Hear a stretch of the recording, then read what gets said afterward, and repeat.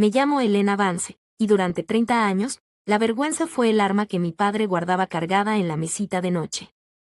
En nuestra casa, la perfección no era una meta, era el alquiler que pagaba para existir. Si hablaba demasiado alto, me ponía histérica. Si me quedaba callada, me ponía hosca. Así que me convertí en un fantasma en mi propia vida. Corregí sus errores en la oscuridad y lo dejé a la luz.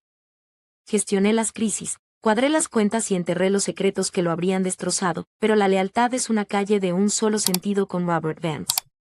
Cuando finalmente tracé la línea, él no vio a una hija poniendo límites, vio a una empleada desobedeciendo. Ahora, sentado a la mesa del acusado, la sala estaba tan fría que casi se me parten los huesos.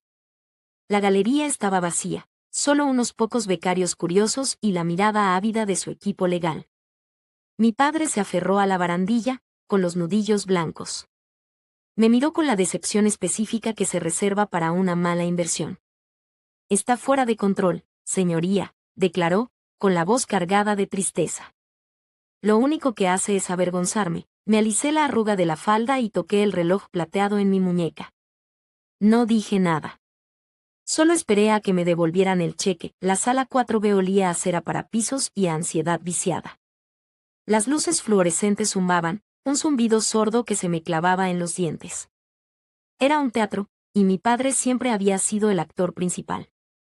Estaba sentado a la mesa del demandante, con una postura encorvada que sugería fragilidad. Un patriarca afligido obligado a disciplinar a un hijo desobediente. A su lado, el señor Sterling ordenaba sus papeles con la precisión de un carnicero afilando cuchillos. Lucía una sonrisa que no llegaba a sus ojos, depredadora y costosa. Me senté solo. No necesitaba consejo para contener la verdad. Llevaba un traje gris oscuro, de líneas nítidas, diseñado para disimular el cansancio. Mis manos descansaban sobre la mesa, aferradas al pesado reloj de plata que me dejó mi abuela. Sentía su frescor en la piel, un tic-tac constante contra mi pulso. Un recordatorio de que el tiempo no espera a nadie, y mucho menos a Robert Vance. Todos de pie. La jueza Ayobay entró. La sala se puso de pie. Era una mujer tallada en granito, con el cabello gris recogido hacia atrás. No miró los archivos. Miró a mi padre, luego a mí. Su mirada era un peso físico. Se hizo un silencio denso y absoluto, el que suele preceder a un desastre. El señor Sterling se levantó. Se movía con la máxima fluidez, fluido e inamovible. No miró al juez, miró a la galería, asegurándose de que el público estuviera listo para el espectáculo. Señor Vance, dijo Sterling en voz baja, con una voz aterciopelada. Informe al tribunal sobre la conducta reciente de Elena. Mi padre se aferró al estrado. Dudó, una clase magistral de reticencia. Construí esta familia sobre la base de la reputación, empezó. Integridad. Trabajo duro.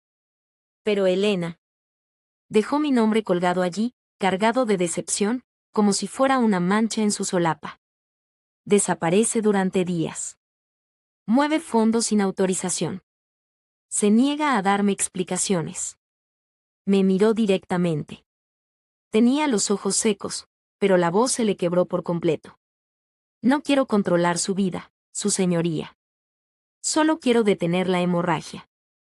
Porque, francamente, lo único que hace es avergonzarme. La acusación flotaba en el aire, nítida como una campana. El taquígrafo del tribunal la transcribió en el acta. Avergonzar, la palabra que usó cuando saqué una B en matemáticas. La palabra que usó cuando no le sonreí a sus inversores. Sentí un calor intenso en el cuello, pero mantuve las manos cruzadas sobre el reloj de plata. Sterling esbozó una sonrisa burlona, pequeña y tensa. Creyó que acababa de cerrar la jaula. No sabía que yo era quien tenía la llave. Sterling hizo una pausa, esperando el estallido.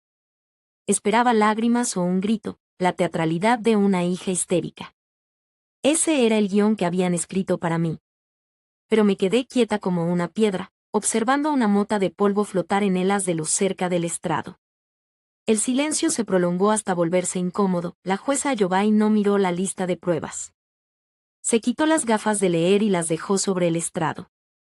El clic del plástico contra la caoba fue suave, pero detuvo a Sterling a media frase. Ella se inclinó hacia adelante, el movimiento fue leve, pero la presión del aire en la habitación cambió al instante. Fue el paso de una audiencia a un ajuste de cuentas. La sonrisa relajada de Sterling se desvaneció. Sintió que la temperatura bajaba, pero no supo por qué. Abogado, dijo a Jobai. Su voz era baja, sin paciencia. Ha pasado 20 minutos calificando la actividad financiera de la señorita Vance de errática y despilfarradora. Sí, señoría, insistió Sterling, alisándose la corbata. Está gastando dinero sin dar explicaciones. Jobai volvió la mirada hacia mi padre. Él se encogió ligeramente bajo el peso de la mirada. ¿Y usted, señor Vance? ¿Afirma que está aquí para salvar su patrimonio de la incompetencia de su hija? Lo soy, dijo mi padre, aunque su voz carecía del estruendo anterior. Interesante, dijo Jobai, cogiendo un archivo con solapa azul. Porque, según estos números de ruta bancaria, el capital, desperdiciado, no está desapareciendo, señor Vance.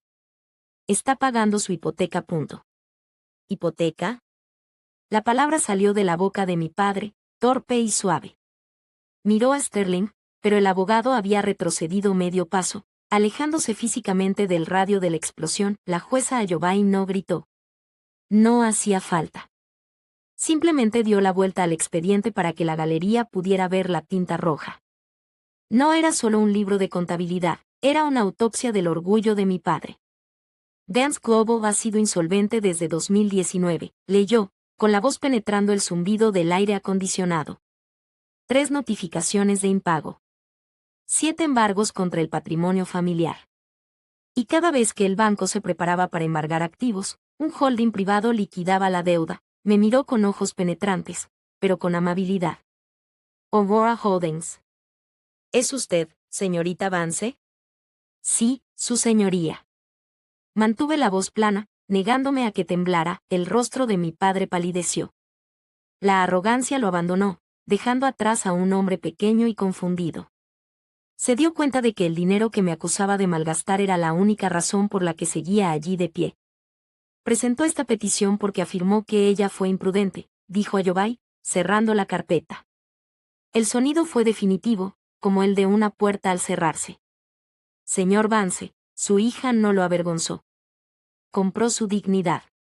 Ella es la única razón por la que no está en bancarrota. Mi padre miró fijamente el libro de cuentas. Los números no mentían, y por primera vez en su vida, él tampoco. La fanfarronería, los suspiros teatrales, el peso de su decepción, todo se evaporó. Me miró, no como a su hija, sino como a la desconocida dueña de su deuda. Abrió la boca, pero no emitió ningún sonido. Parecía pequeño, como un traje colgado en una percha. El señor Sterling fue más rápido. Cerró su maletín de golpe, el sonido fue nítido y definitivo.